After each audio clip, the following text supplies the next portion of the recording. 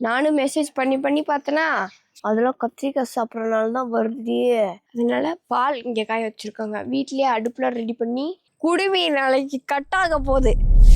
Hi, எல்லாம் எப்படி இருக்கீங்க? எல்லாருக்கும் காலை வணக்கம்.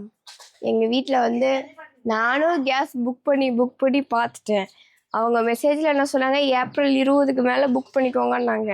நானும் மெசேஜ் பண்ணி பார்த்தேன்னா புக் ஆகவே இல்லை. அதனால் எங்கள் வீட்டில் என்ன பண்ணிட்டாங்க, 2 அடுப்பாக்கிட்டாங்க. இந்த அடுப்பில் சாப்பாடு ரெடி ஆகிடுச்சு. இப்போ குழம்பு கறிக்க போகுது. அடுத்து இதே அடுப்பில் ரசத்தையும் வச்சுருவாங்க எங்கள் அத்தை. இந்த அடுப்பில் ஜோஜோவுக்கு தண்ணி காஞ்சி விட்ருக்கு தண்ணியும். இந்த அடுப்பு 2 அடுப்பு ஆயிடுச்சுல்ல, அதனாலே எங்கள் வீட்டில் போயிட்டு விரவுலாம் போயிட்டு பொறுக்கிட்டு வந்தாங்க. ஆற்றுல இருக்கும் நிறையா விரவு, அதை போய் பொறுக்கிட்டு வந்தாங்க. நான் சொன்னேன்ல வீட்டில் விரவு பத்தில் 2 அடுப்பு ஆயிடுச்சு அப்படின்னு. அன்றைக்கி எங்கள் மாமா எண்ணெய் காய வைக்கலன்னு எல்லா பாலையும் கொளுத்தி விட்டாங்க.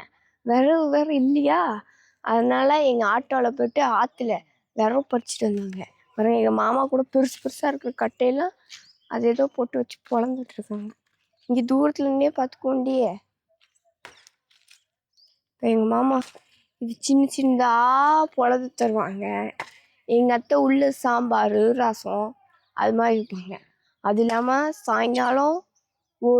சாயங்காலமோ எப்போன்னு தெரில, ஒரு ஸ்பெஷல் இருக்குது எங்கள் வீட்டுக்கு. அந்த ஸ்பெஷல் வந்து நாளான்னைக்கு வந்து யூஸ் பண்ணுற ஸ்பெஷல் இன்றைக்கி நாங்கள் ரெடி பண்ணுறோம். அது யாருக்காக? நான் எங்கள் ஹஸ்பண்டுக்காக ப்ளஸ் இன்னொரு ஃபங்க்ஷனுக்காக. அது என்னன்னு அப்புறம் பார்க்கலாம். எங்கள் அத்தை விரவை எவ்வளோ அழகாக அடுக்கி வச்சு இது இல்லையா வாங்க. அப்போ பொறுக்கிட்டு வந்த விரவுலாம் எங்கள் அத்தை பெருசாக இருக்கிறதுலாம் அடியில் போட்டு குட்டியாக இருக்குதுலாம் மேலே போட்டு அழகாக அடுக்கி வச்சுருக்காங்க. கத்திரிக்காய் வர செடியில் நிறையா இருக்குன்னு எங்கள் அத்தை இன்னைக்கு கத்திரிக்காய் என்ன கட் பண்ண சொல்லிட்டாங்க. இருக்கிற எல்லா கத்திரிக்காயும் கட் பண்ணிட்டு போகிறோம். ஆனால் நான் கத்திரிக்காய் சாப்பிடக்கூடாதுன்னு முடிவு எடுத்துட்டேன். அந்த அலர்ஜி இருக்குல்ல, அதெல்லாம் கத்திரிக்காய் சாப்பிட்றதுனால தான் வருது. நானே நேற்று நைட்டு தான் நோட் பண்ணேன். இதெல்லாம் கட் பண்ணலாமா? கட் பண்ணவா? எனக்கு தெரியாதுப்பா, நான் ஆண்டிக்கு தான் கட் பண்ணுறேன். நானே கட் பண்ணுறேன். கொஞ்சம் காம்பு விட்டு கட் பண்ணும்.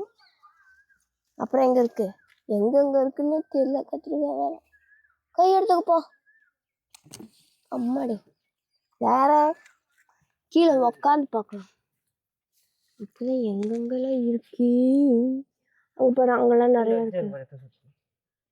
முத்திருச்சா நினச்சல கட் பண்ணி அப்பா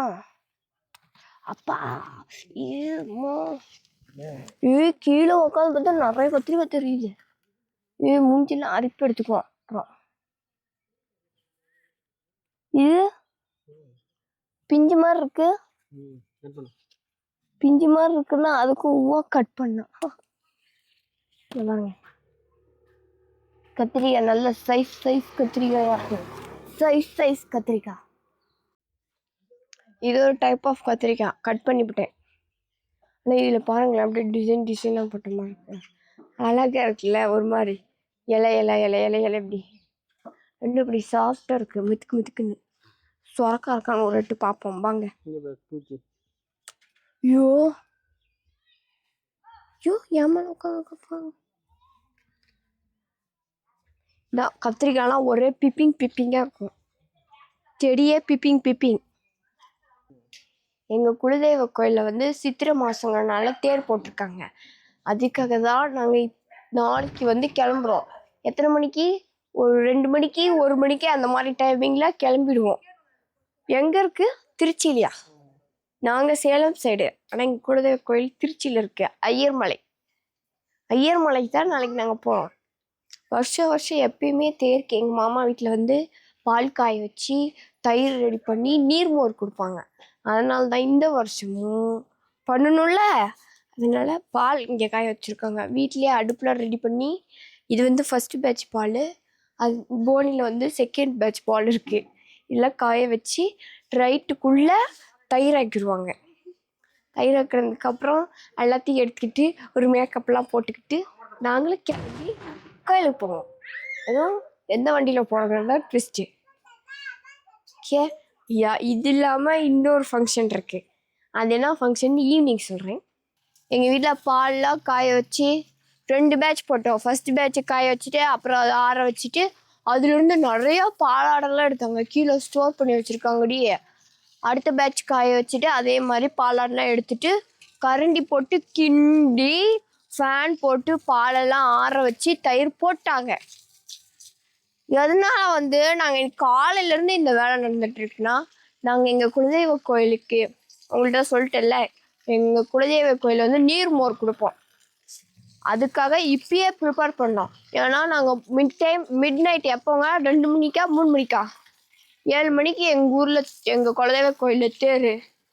இங்கேருந்து திருச்சிக்கு 4 மணி நேரமா, திருச்சி 4 மணி நேரம்னு நினைக்கிறேன். கார்லலாம் போக மாட்டாங்க. எங்களோட ஸ்பெஷல் வண்டியை நாங்கள் பயங்கரமாக செட்டப் பண்ணி அதில் தான் எங்கே போனாலும் எங்களோட ஸ்பெஷல் வண்டியில் தான் போவோம். அப்புறம் அந்நேரத்துக்குலாம் தயிர் செய்யறதுக்கு டைம் இருக்காதுல்ல, அதனால இன்றைக்கே செஞ்சு அதை தயிராக்கி வண்டியில் எல்லாத்தையும் எடுத்து போட்டுட்டு கோயிலுக்கு கிளம்பிடுவோம். இங்கே திருச்சிக்கு போகிற நாளைக்கு ஐயர்மலை ஓகேவா. நானும் என்ன பண்ணுதுமா, இப்பயே எல்லாம் ரெடி பண்ணி வச்சுட்டேன். என்னை எப்படியும் அரை தூக்கத்துலலாம் கூட்டிகிட்டு போவாங்க. அதனால என்ன பண்ணோம், இந்த ஜோஜோக்கு பேம்பஸ் வைக்கிற பையிலேயே ஒரு கண்ணாடி, ஒரு சீப்பு, ஒரு பொட்டு, ஒரு கிளிப்பு, ஒரு லப்பர் பேண்ட்டு எல்லாம் போட்டு ரெடியாக வச்சுட்டேன். நாளைக்கு போட வேண்டிய ட்ரெஸ்ஸு இன்னைக்கே எல்லாம் பண்ணி ரெடியாக வச்சுட்டேன். வேற என்ன பண்ணி வச்சுருக்கேன், கொஞ்சோண்டு சோப் எடுத்துகிட்டு போகலான்னு தான் நினச்சேன். நம்ம யூஸ் பண்ணுறதெல்லாம் நீர் மோருக்கு ஃபில்ட்ரு தண்ணி தான் யூஸ் பண்ணுவோம். அதனால் தண்ணி வேஸ்ட் பண்ணக்கூடாதுல்ல, அதனால சோப் ஐடியா மட்டும் கேன்சல் பண்ணிட்டேன். ஒரு துணி வச்சு அப்படி ஒரு தொடச்சிக்கலாம். நாங்கள் எப்பயுமே அப்படிதான் விடிகாலமே எந்திரிச்சு குளிச்சுட்டு போவோமா. இவங்க எல்லாம் விடிகாலமே எந்திரிச்சு குளிச்சுட்டு போவாங்க. ஆனால் நான் தான் அந்த நேரத்தில் குளிக்கக்கூடாதுல்ல, ஜோஜோக்கு சளி பிடிச்சிடும், எனக்கு அப்புறம் சளி பிடிச்சிடும். அதனால இன்றைக்கே நான் ரெடி ஆகிட்டேன். எதுக்காக போகிறோன்னா 3 விஷயம் இருக்குது. மொதல் பாயிண்ட், இந்த குடுமியை கட் பண்ண வரும். குடுமி தெரியுதான்னு தெரில, இந்த குடுமி நாளைக்கு கட்டாக போகுது. ஐயர் மலைக்கு போய் இந்த ஐயர் குடுமியை கட் பண்ணுறோம். இந்த குடுமிக்கு என் ஹஸ்பண்ட் இவ்வளோ முடி வளர்த்ததுக்கு ஒரு ஸ்டோரி இருக்குது, ஒரு குட்டி மினி ஸ்டோரி இருக்குது. என்னன்னா, ப்ரெக்னெண்ட்டாக இருக்கும் போது வாந்தி வந்துட்டே இருந்துச்சா. நாங்கள் ஒரு மாங்காய் மரம் தெரியுதுல்ல, அப்புறம் தாத்தா இருக்காருன்னு நினைக்கிறேன். அந்த மாங்காய் மரத்துட்டுலாம் ஒரு தாத்தா இருப்பார்.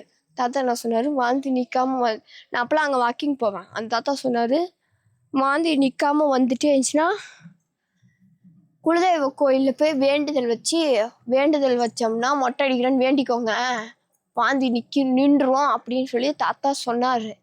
அதனால் என்ன பண்ணேன், ஆரம்பத்திலேயே என் ஹஸ்பண்டை முடி விட சொல்லிவிட்டேன்.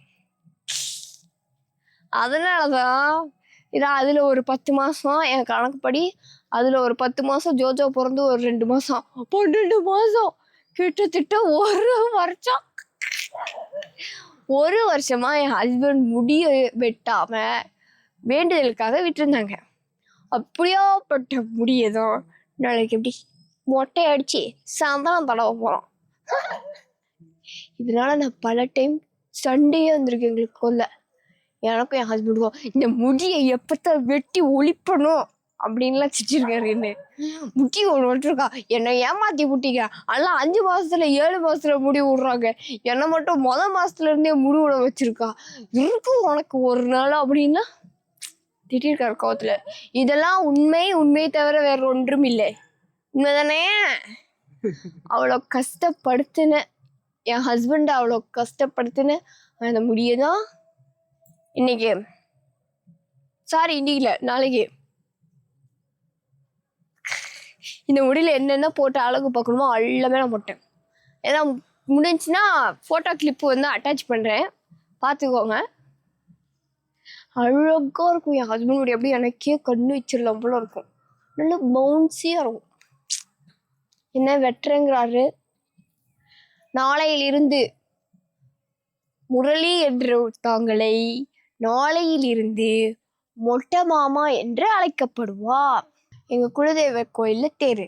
அதை நான் உங்கள்கிட்ட காலையிலே சொல்லிட்டேன். 2 விஷயம் முடிஞ்சிச்சா.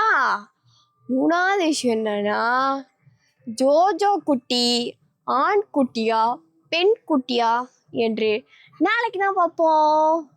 அதற்கு தொடர்ந்து இணைவில் இருங்க. அடுத்த ஒரு வீடியோவில் இருக்கலாம். பாய் பாய்.